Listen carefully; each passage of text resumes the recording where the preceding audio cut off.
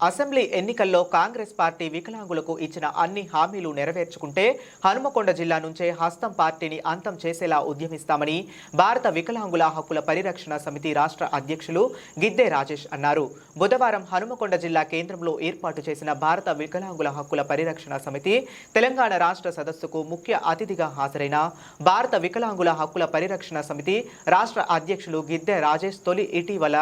అనారోగ్యంతో మరణించిన తన తల్లి గిద్దె భాగ్యమ్మ చిత్రపటానికి సంఘం నేతలతో కలిసి పుష్పాంజలి ఘటించి ఘనంగా నివాళులు అర్పించారు. ఈ సమావేశంలో సంఘం రాష్ట్ర ఉపాధ్యక్షులు కొల్లూరు ఈదయ్య బాబు, సంఘం రాష్ట్ర మహిళా నాయకురాలు గుడిపల్లి సుమతి, సంఘం వర్ధన్నపేట మండల అధ్యక్షులు జెట్టబోయిన శ్రీనివాస్, రాయపర్తి మండల అధ్యక్షులు ఇస్లావత్ బాలకృష్ణ, వెన్నెల సుస్మిత, చండూరు మండల అధ్యక్షులు ఆకారపు వెంకన్న,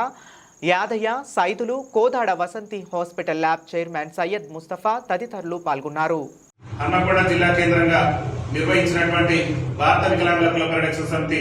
తెలంగాణ రాష్ట్ర సదస్సుకు విచ్చేసినటువంటి వివిధ జిల్లాలకు సంబంధించినటువంటి రాష్ట్ర నాయకులకు, అదేవిధంగా జిల్లాల అధ్యక్షులకు, అదేవిధంగా ఈ హన్మకొండ జిల్లా ప్రాంతానికి సంబంధించినటువంటి జిల్లా నాయకత్వానికి భారత వికలాంగుల హక్కుల పరిరక్షణ సమితి తెలంగాణ రాష్ట్ర కమిటీ పక్షాన ధన్యవాదాలు తెలియజేస్తూ, ఏదైతే కాంగ్రెస్ పార్టీ అసెంబ్లీ ఎన్నికల ముందు ఇచ్చినటువంటి హామీలను అమలు చేసేంత వరకు కూడా ఈ హన్మకొండ జిల్లా కేంద్రంగానే హస్తం పార్టీని అమలు చేయకుంటే, కాంగ్రెస్ పార్టీ అసెంబ్లీ ఎన్నికల ముందు వికలాంగుల సమాజానికి ఇచ్చినటువంటి హామీలను అమలు చేయకుంటే హన్మకొండ జిల్లా నుంచే కాంగ్రెస్ పార్టీని అంతం చేసే విధంగా పెద్ద ఎత్తున ఉద్యమ కార్యాచరణను తీసుకోవడమే ఈ రాష్ట్ర సదస్సులో ముఖ్య ఉద్దేశం. ప్రధానంగా రాష్ట్ర ముఖ్యమంత్రి ఏదైతే ఉద్యమ కార్యాచరణ తీసుకుంటున్నాం, రేవంత్ రెడ్డి గారు ముఖ్యమంత్రిగా బాధ్యతలు చేపట్టి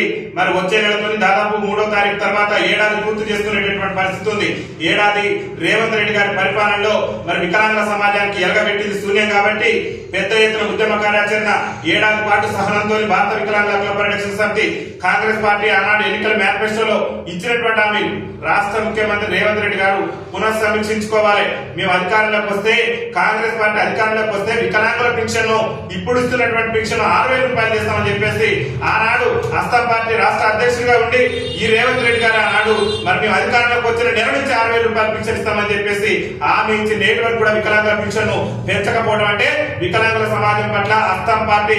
నిర్లక్ష్య ధోరణి ప్రదర్శిస్తుంది అనేది స్పష్టంగా కనిపిస్తుంది. దాంతో పాటు ఆర్టీసీలో వికలాంగుల సమాజానికి 100% రాయితీతో వికలాంగులకు ఉచిత ప్రయాణ సౌకర్యం కల్పిస్తానని ఆనాడు చెప్పినటువంటి హస్తం పార్టీ అధ్యక్షులు ప్రస్తుత రాష్ట్ర ముఖ్యమంత్రి రేవంత్ రెడ్డి గారు మహిళలకు ఉచిత రవాణా ఇచ్చి వికలాంగుల సమాజానికి నేటి వరకు కూడా ఉచిత రవాణా ఇవ్వలేదంటే వికలాంగుల సమాజం పట్ల ఈ రాష్ట్ర ప్రభుత్వానికి, ముఖ్యమంత్రి గారికి చిత్తశుద్ధి లేదనేది స్పష్టంగా అర్థమవుతుంది. దాంతో పాటు ఏం చెప్పింది రేవంత్ రెడ్డి గారు, కేసీఆర్ గారు ఉన్నప్పుడు ఆనాడు వికలాంగుల సంక్షేమ శాఖ, గతంలో ఉమ్మడి ఆంధ్రప్రదేశ్ ఉన్నప్పుడు ప్రత్యేక శాఖ ఉంది. కేసీఆర్ ముఖ్యమంత్రి అయిన తర్వాత ఈ శాఖను తీసుకుపోయి మహిళా శిశు సంక్షేమ శాఖలో కలిపిండు. మా కాంగ్రెస్ పార్టీ కనుక అధికారంలోకి వస్తే మేము ఖచ్చితంగా వికలాంగుల సంక్షేమ శాఖను మహిళా శిశు సంక్షేమ శాఖ నుంచి వేరు చేసి ప్రత్యేక శాఖగా కొనసాగిస్తామని చెప్పేసి ఆనాడు హస్తం పార్టీ రాష్ట్ర అధ్యక్షుడిగా ఉండి ఎన్నికల మేనిఫెస్టోలో చెప్పినటువంటి రేవంత్ రెడ్డి గారికి ఏ ఇబ్బందులు వచ్చినా మాకు అర్థం కావట్లేదు, వికలాంగుల సంక్షేమ శాఖను మహిళా శిశు సంక్షేమ శాఖ నుంచి వేరు చేయడానికి 10 నిమిషాలు కూడా సమయం పట్టదు ఈ రాష్ట్ర ముఖ్యమంత్రికి. కానీ వికలాంగుల సమాజం పట్ల,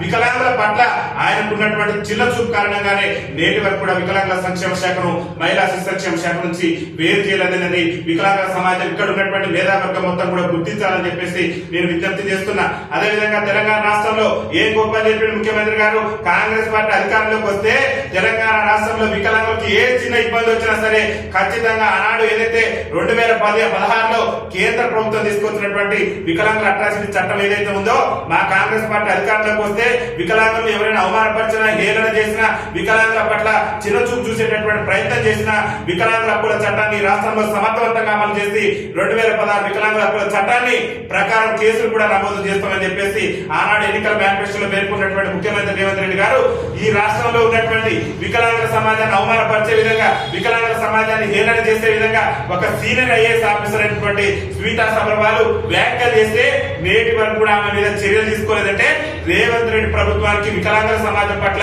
చిత్తశుద్ధి లేదు అనేది స్పష్టంగా అర్థమవుతుంది. రేవంత్ రెడ్డి గారు చెప్పినటువంటి హామీల్లో పింఛన్ పెంపు లేదు, ఆర్టీసీలో ఉచిత రవాణా లేదు, వికలాంగుల సంక్షేమ శాఖ ప్రత్యేక శాఖ లేదు, ఏదైతే వికలాంగుల చట్టం ఉన్నదో దాన్ని కూడా రాష్ట్రంలో అమలు చేసిన పరిస్థితి లేదు. అదొక్క హామీయే కాదు, ఆనాడు తెలంగాణ ఉద్యమంలో మరి మాకు ఉద్యోగ ఉపాధి అవకాశాలు వస్తాయని చెప్పేసి తెలంగాణ రాష్ట్ర ఉద్యమంలో పాల్గొన్న మా వికలాంగుల సోదరులకు, వికలాంగుల విద్యార్థుల సోదరులకు ఏం హామీ ఇచ్చిందంటే మా కాంగ్రెస్ పార్టీ అధికారంలోకి వస్తే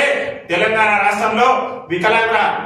బ్యాక్లాగ్ ఉద్యోగాలను మేము గుర్తించి రాష్ట్ర వ్యాప్తంగా ఖాళీలన్నింటినీ కూడా భర్తీ చేస్తామని చెప్పేసి ఆనాడు హస్తం పార్టీ రాష్ట్ర అధ్యక్షుడిగా ఉండి చెప్పినటువంటి ముఖ్యమంత్రి గారు తెలంగాణ రాష్ట్రంలో ఉద్యోగ ఉపాధి అవకాశాలు లేక పీజీలు పిహెచ్డీలు చేసి మా వికలాంగుల సమాజం ఇవాళ రోడ్ల మీద వెళ్తుంటే నేటి వరకు కూడా తెలంగాణ రాష్ట్రంలో వికలాంగుల బ్యాక్లాగ్ ఉద్యోగాలు భర్తీ చేయనటువంటి రేవంత్ రెడ్డి ప్రభుత్వం ఏడాది అవకాశం ఇచ్చినాం, శాంతియుతంగా ప్రజాస్వామ్య పద్ధతిలో హక్కుల సాధన కోసం మేము పోరాటం చేస్తుంటే అక్రమ అరెస్టులు, అక్రమ నిర్బంధాలు చేసి ఈ రాష్ట్ర ముఖ్యమంత్రి వికలాంగుల ఉద్యమాలను అణచివేసేటటువంటి ప్రయత్నం చేస్తున్నారు. కాబట్టి రేవంత్ రెడ్డి గారు ఈ హన్మకొండ వేదికగా జరిగే మా రాష్ట్ర సదస్సు నుంచే మీకు ఒకటే హెచ్చరిక జారీ చేస్తున్నాం. కాబట్టి రేవంత్ రెడ్డి గారు తేల్చుకునే మీతోని హక్కుల మీరు ఇచ్చినటువంటి హామీలు అమలు చేస్తున్నా నిన్ను ఇంటి బాట పట్టించడం అనేది నువ్వే తెలుసుకోవాలి. నిన్ను ఇంటి బాట పట్టించేందుకు నువ్వు ప్రాతినిధ్యం వహిస్తున్నటువంటి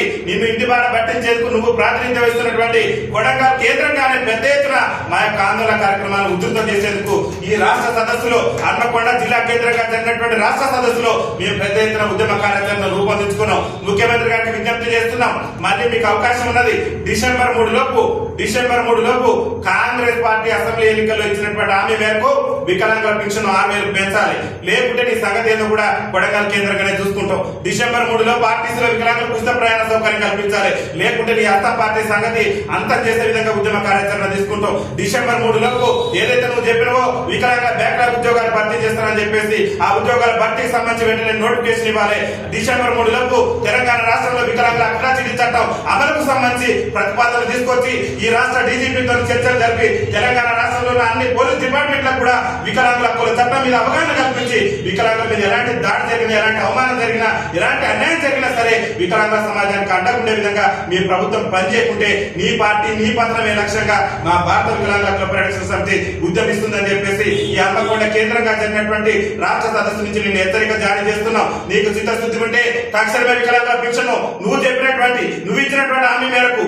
గెలిచిన నెల నుంచి పెన్షన్లు పెంచుతానని చెప్పేసి తెలంగాణ రాష్ట్రంలో దుర్బల జీవితాలు గడుపుతున్న 30 లక్షల మంది వికలాంగుల సమాజాన్ని అడ్డగోలుగా అన్యాయం చేసి మోసం చేసినటువంటి ఈ రాష్ట్ర ముఖ్యమంత్రి గారు మీరు ఆలోచన చేయాలి. నువ్వేం చెప్తావా? ఆంధ్రప్రదేశ్ రాష్ట్ర ముఖ్యమంత్రి తెలంగాణకు వస్తే చంద్రబాబు నాయుడు గారితో మేము పోటీ పడతావు, తెలంగాణ రాష్ట్రం కూడా ఆంధ్రప్రదేశ్ లో అభివృద్ధిలో సీనియర్ ముఖ్యమంత్రి అయినటువంటి చంద్రబాబు నాయుడు గారితో పోటీ పడతాం అన్నాడు. చంద్రబాబు నాయుడు గారు చూసి నువ్వు చిక్కు తెచ్చుకోవాలి. చంద్రబాబు నాయుడు గారు అధికారంలోకి వస్తే మేము 6,000 రూపాయలు పింఛన్ చేస్తామని చెప్పేసి ఆంధ్రప్రదేశ్ రాష్ట్రంలో అధికారంలోకి వచ్చిన నెల నుంచే వికలాంగుల సమాజానికి 6,000 రూపాయలు ఇచ్చి ఇలా గొప్ప ముఖ్యమంత్రిగా పేరు తెచ్చుకున్నాడు. నువ్వు మాత్రం ఇచ్చినటువంటి హామీలు దుంగలో దొక్కి మేము ఆంధ్రతో పోటీ పడతాం, అభివృద్ధిలో పోటీ పడతాం అన్నావు. అభివృద్ధిలో పోటీలో పడేటటువంటి ముఖ్యమంత్రి గారు మిగులు బడ్జెట్ ఉన్నటువంటి తెలంగాణ రాష్ట్రంలో 6,000 రూపాయలు ఇయ్యలేకపోయినా లోటు బడ్జెట్ ఉన్నటువంటి ఆంధ్రప్రదేశ్ రాష్ట్రంలో చంద్రబాబు నాయుడు గారు 6,000 రూపాయలు ఇస్తున్నారంటే వికలాంగుల సమాజం పట్ల నీకు చిత్తశుద్ధి లేదు కాబట్టి నువ్వు మా పింఛన్ పెంచట్లేదు. కాబట్టి మళ్ళొకసారి ముఖ్యమంత్రి గారిని హెచ్చరిక జారీ చేస్తున్నావు. వికలాంగుల సమాజం రోడ్ల